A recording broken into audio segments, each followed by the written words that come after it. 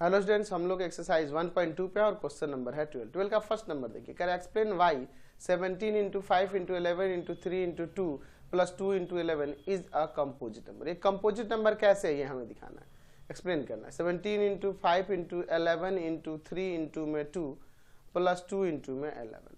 तो यहाँ देखिए ये दो टर्म है, ये एक साथ प्रोडक्ट में है और ये एक साथ प्रोडक्ट में है। तो इन दोनों में से 11 और 2 कॉमन दिख रहा है, अंदर बच जाएगा 17 इंटू 5 इंटू में 3 और प्लस में यहाँ 1। तो आप देखिए 11 इंटू 2 और ये अंदर हो जाएगा 255 और प्लस का 1। तो हम लोग देख रहे हैं 11 इंटू 2 इंटू में 256 ये दिख रहा है। तो हम देख रहे हैं कि ये कह सकते हैं कि यहाँ हम लोग देख रहे हैं कि प्राइम नंबर्स के प्रोडक्ट के फॉर्म में दिख रहे हैं। ये नंबर इनसे जो प्रोडक्ट करके आएगा वो क्या दिख रहा है कि ये प्राइम नंबर के प्रोडक्ट के फॉर्म में दिख रहा है। तो अगर एक से अधिक प्राइम नंबर के प्रोडक्ट के फॉर्म में हो तो क्या होगा, कंपोजिट नंबर ही ना होता है जी। यहाँ पर लिख सकते हैं कि हाँ ये कंपोजिट नंबर है ना। यहाँ पर लिख सकते हैं 17 इंटू 5 इंटू 11 इंटू 3 इंटू 2 और प्लस में 2 इंटू में 11 is a composite number because it is the product of more than one prime numbers। ऐसे हम लोग कह सकते हैं, समझ गए। चलते इसके नेक्स्ट क्वेश्चन पे। नेक्स्ट देखते हैं 12 का सेकंड में। Is 7 into 5 into 3 into 2 plus 3 is a composite number, justify your answer. कह रहा है क्या ये कंपोजिट नंबर है, अपने आंसर को जस्टिफाई करते हैं। देख रहा है 7 इंटू 5 इंटू 3 इंटू 2 प्लस का 3, यहाँ पे कॉमन है 3 तो बच जाएगा 7 इंटू 5 इंटू में 2 और प्लस का 3, सॉरी प्लस का 1।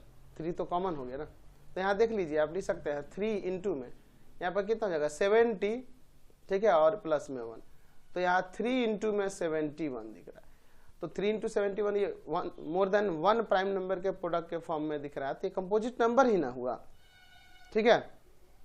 तो यहाँ पे लिख सकते हैं yes 7 into 5 into 3 into 2 plus का 3 इज अ कंपोजिट नंबर। कह रहा है जस्टिफाई करने के लिए आंसर को, ठीक है। यहां पर लिख सकते हैं कि by the fundamental theorem of arithmetic, fundamental theorem of arithmetic, every composite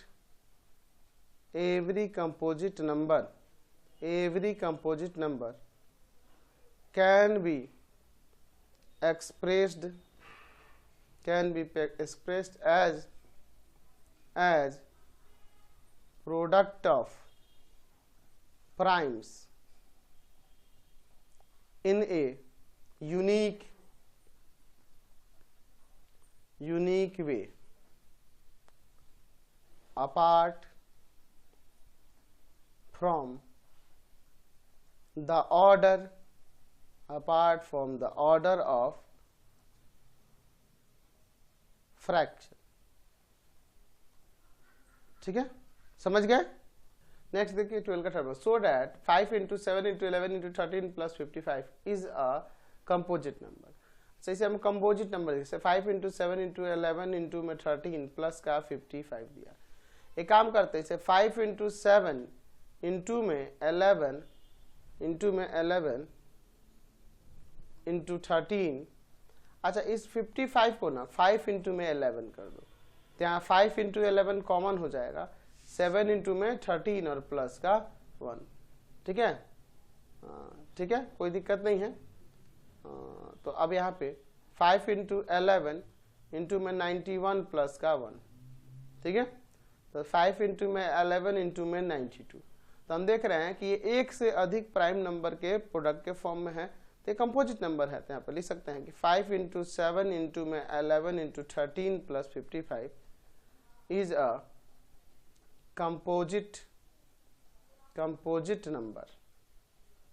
composite number because it is product of more than one prime numbers. ठीक है, वन प्राइम नंबर। तो एक से अधिक प्राइम नंबर के प्रोडक्ट का फॉर्म है, इसलिए कंपोजिट नंबर है ना जी। क्वेश्चन नंबर 13 देखिए, 3 measuring rod are 64 centimetre, 80 centimetre and 96 centimetre in length. Find the least length of the cloth that can be measured exact number of times using any one of the above rod। हमें वह छोटा length निकालना है, वह सबसे छोटा length निकालना है जिसको इन तीनों मेजर से, इन तीनों रॉड से पूरी तरह से कंप्लीटली मापा जा सकता है। यानी कहना मतलब कि हो सकता है 62 सेंटीमीटर वाले से 10 बार में माप रहे हैं, इसे 8 बार में माप रहे हैं, इसे 6 बार में माप रहे हैं, ऐसा सपोज कर लीजिए। तो हमें वो लेंथ निकालना है, मतलब एग्जैक्टली माप सके, यानी कि तीनों का हमें क्या करना होगा, एलसीएम निकालना होगा, है ना। तो हमें ऐसा नंबर मिल जाएगा जो तीनों से डिविजिबल होगा, तो वही आपका क्या हो जाएगा, वही आपका लेंथ ऑफ क्या कह सकते हैं, क्लॉथ हो जाएगा। तो यहाँ पे लिख सकते हैं कि द लेंथ या the least length of the cloth equal to में एलसीएम ऑफ 64, 80 एंड 96 ये सेंटीमीटर में आएगा। तो तीनों का जो एलसीएम होगा वही होगा। तो चलिए एलसीएम निकाल लेते हैं हम। तो 64 से 80 का प्राइम फैक्टराइजेशन मेथड से और 96 का 2 से ले जाएंगे 32, 2 से ले जाएंगे 16, 2 से ले जाएंगे 8, 2 से ले जाएंगे 4, 2 से ले जाएंगे 2, 2 से ले जाएंगे 40, 2 से ले जाएंगे आपका 20, 2 से ले जाएंगे 10, 2 से ले जाएंगे 5, यहाँ देखिए 2 से ले जाएंगे आपका 48, है ना, 2 से ले जाएंगे 24, 2 से ले जाएंगे 12, 2 से ले जाएंगे 6, 2 से ले जाएंगे 3। दैट मीन्स 64 इक्वल टू में आ गया 2 का पावर कितना, 3 और 3 6। अच्छा, और आपका 80 इक्वल टू में क्या आ गया जी, 2 का पावर 4 और इंटू में 5। और आपका 96 इक्वल टू में क्या आ गया जी, 2 का पावर 5, 3 to 5 है ना, और इंटू में 3। तो यहाँ पे अगर हम लोग बात करेंगे एलसीएम की इन तीनों की, 64 की, 80 की और 96 की, तो यहाँ पे क्या हो जाएगा। तो देखो 2 वाले में हाईएस्ट पावर वाला कौन है, तो 2 का पावर 6 है, और इंटू में 5 इंटू में 3 जो एक्स्ट्रा बच गए वो, तो 2 का पावर 6 जो है आपका हो जाएगा 64, और 64 में 5 से मल्टीप्लाई करेंगे तो आ जाएगा 64 है ना जी, 64 में 320, 320 में मल्टीप्लाई कर दीजिए 3 से तो 960, तो 960 सेंटीमीटर आ जाएगा। तो लिख सकते हैं कि therefore the least length of the cloth equal to में कितना जाएगा, 960 सेंटीमीटर, 960 सेंटीमीटर हो जाएगा। समझ गए। चलते हैं नेक्स्ट क्वेश्चन पे। क्वेश्चन नंबर 14 देखिए, 3 container contains 27 litre, 36 litre and 72 litre of milk. अच्छा, 3 कंटेनर हैं, इनमें इतने क्वांटिटी के मिल्क है। What is the biggest measure can be measure exactly the milk of the 3 container. हमें वो बिगेस्ट मेजर निकालना है जिससे वो तीनों कंटेनर को मिल्क को माप सके, यानी कि हमें इन तीनों का HCF निकालना होगा, है ना। एक ऐसा हमें कंटेनर निकालना होगा जिससे इसको भी मापा जा सके, अब जितना टाइम्स में 3 टाइम 4 टाइम जितना में भी मापा जा सके, इसको भी मापा जा सके और इसको भी मापा जा सके उसी कंटेनर से, अब जितना टाइम में मापा जा सके, लेकिन एग्जैक्टली मेजर किया जा सके। तो लिख सकते हैं कि द बिगेस्ट मेजर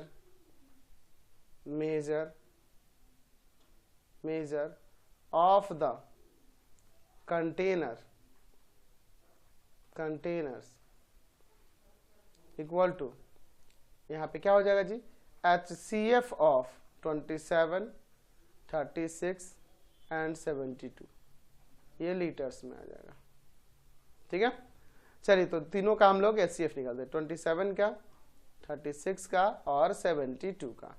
यहाँ 3 से ले जाएंगे ना 9 टाइम्स में, 3 से ले जाएंगे 3 टाइम्स में, 2 से ले जाएंगे 18 टाइम्स में, 2 से ले जाएंगे 9 टाइम्स में, 3 से 3 टाइम्स में, 2 से ले जाएंगे 36 टाइम में, 2 से ले जाएंगे 18 टाइम्स में, 2 से ले जाएंगे आपका 9 टाइम्स में, 3 से ले जाएंगे 3 टाइम्स में।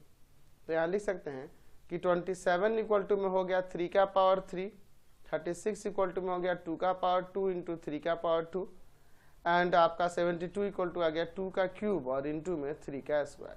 तो अगर हम लोग HCF की बात करेंगे 27 की, 36 की और 72 की, तो ये कितना के इक्वल हो जा रहा है? तो देखिए इसमें से लोएस्ट निकालेंगे, देखिए पावर वाला, तो लोएस्ट पावर वाला 3 का पावर 2 कॉमन दिख रहा है सब में, 2 वाला तो है नहीं, यानी कि 9 लीटर्स हो जाएगा, 9 लीटर्स का वो मेजर होगा। तो लिख सकते हैं therefore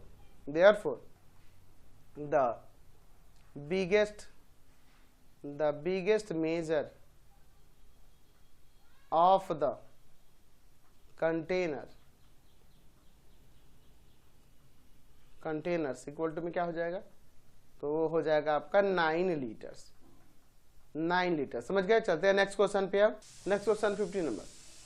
3 different containers contain different quantities of milk, mixture of the milk and water whose measurement are। अच्छा, 3 गो ऐसे बड़े कंटेनर हैं डिफरेंट टाइप के, जिनके अलग अलग क्वांटिटी में उसमें मिल्क एंड वाटर है, mixture of milk of water है। एक है 403 लीटर का, एक है 434 लीटर केजी का, सॉरी वही केजी का, और 465 केजी का। What is the biggest measure can be all the different quantities exactly, यानी कि हमें वो मेजरमेंट निकालना है जिससे तीनों को मापा जा सके, यानी कि तीनों का हमें क्या निकालना होगा? HCF निकालना होगा ना जी। चलिए तो लिख सकते हैं कि the biggest measure of the container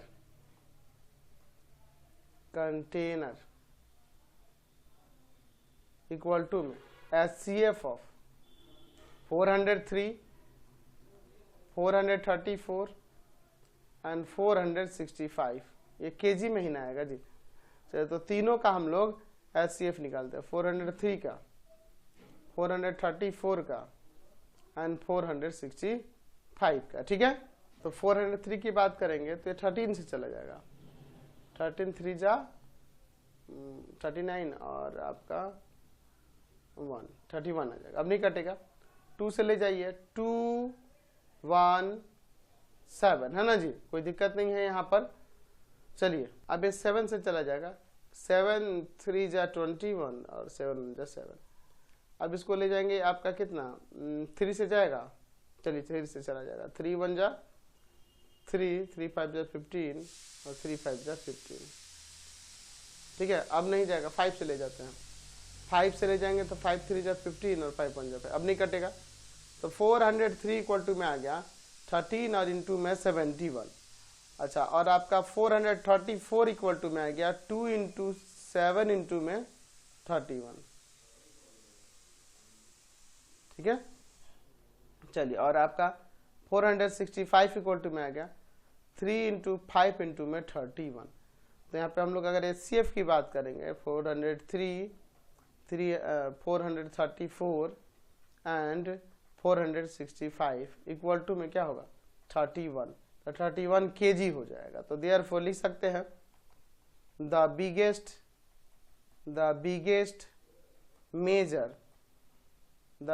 major of the container equal to में 31 kg, 31 kg का बिगेस्ट कंटेनर होगा। समझ गए? नेक्स्ट देखते हैं question number 16। In a school, there are 2 sections, section A and section B of class 10th. Section A और section B है class 10th में, 2 section है। There are 48 students in section A and 60 students in section B. 48 कितने हैं? 60 section A में और 60 section B में। Determine the list number of book required for library of the school so that the book can be distributed equally amount of all students of each section. अच्छा, हमें कितने कम से कम number of book की जरूरत होगी school की library में, ताकि बुक को डिस्ट्रीब्यूट किया जा सके, इक्वली डिस्ट्रीब्यूट किया जा सके ऑल द स्टूडेंट के बीच में, हर एक सेक्शन में, ठीक है, कितनी बुक की जरूरत होगी, ठीक है। तो हमें क्या करना होगा, तो कितने बुक की जरूरत, कितने लिस्ट नंबर ऑफ बुक, यानी कि दोनों का एलसीएम निकाल लेना होगा। तो जो एलसीएम आएगा वही नंबर ऑफ बुक हो जाएंगे, तो वो उतने ही इक्वली डिवाइड, क्योंकि वो हमें नंबर निकालना होगा जो इससे भी डिविजिबल है और इससे भी डिविजिबल हो। यानी कि लिख सकते हैं कि the list number of books required for the library of the school equal to में LCM of 48 and 60। इतने स्टूडेंट्स हो जाएंगे, इतने बुक्स हो जाएगी, सॉरी उतनी बुक्स हो जाएगी। तो चलिए दोनों कैल्शियम लेते हैं, 48 का और 60 का। तो 2 से ले जाएंगे 24, 2 से ले जाएंगे 12, 2 से ले जाएंगे 6, 2 से ले जाएंगे 3, 2 से ले जाएंगे 30, 2 से ले जाएंगे 15, 3 से ले जाएंगे 5। तो हम यहाँ पे नीचे लिख सकते हैं कि 48 इक्वल टू में आ गया 2 का power 4 into 3 and 60 equal to में आ गया 2 का पावर 2 इंटू 3 इंटू में 5। तो एलसीएम की अगर बात करेंगे 48 एंड 60 की, तो क्या हो जाएगा, तो हाईएस्ट पावर वाले को इसमें लिखिए 2 का पावर 4, 3 एक बार कॉमन है और आपका 5, तो कितना हो जाएगा आपका 5 3 15 और 2 का पावर 4 जो होगा 16 हो जाएगा। तो 15 में 16 से मल्टीप्लाई कर लेते हैं तो 240 आ जाएगा। तो 240 बुक्स की जरूरत होगी, यानी कि लिख सकते हैं कि therefore the list number of books required for the library of the school equal to में 240 बुक्स, इतने बुक्स की जरूरत होगी लाइब्रेरी में। समझ गए?